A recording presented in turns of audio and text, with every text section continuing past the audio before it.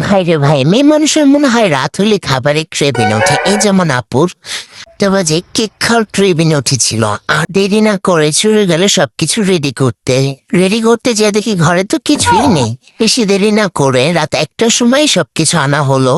তো আমাদের ঘরে যা যা ছিল তা দিয়ে কেকটা নর্মালি বানানো হয়েছে। আর এই কেকটা আপু প্রায় 7-8 বছর পর বানাচ্ছে। তো এখানে আপু ভাবছিল কেকটা হয়তো হবে না, কি হবে। তো এত কিছু ভাবতে ভাবতে বানাই ফেললো যে যা হওয়ার হবে, দেখা যাক। তো এখানে আমি জাস্ট সাহায্য করছিলাম। আর রাত অনেক হয়ে গেছিল, চাচ্ছিলাম যে দ্রুত কেকটা শেষ হয়ে যাক বানানো। কিন্তু কেক বানাতে বানাতে দেখি রাত 4টা বেজে গেছে। আর 4টার দিকে দেখি ব্রাজিলের খেলা। তো এটা আমাদের জন্য অনেক ভালো। খেলা দেখতে দেখতে আমরা কেকটা উপভোগ করি। তো কেকটা আমরা চুলায় বানাই। আর ভাই কেকটা আমরা চুলায় বানাই ভাই, চুলায় বানানোর পরও যে কেকটা এত ফুলছে মাশাল্লাহ। কেকটা অনেক সফট হয়েছিল।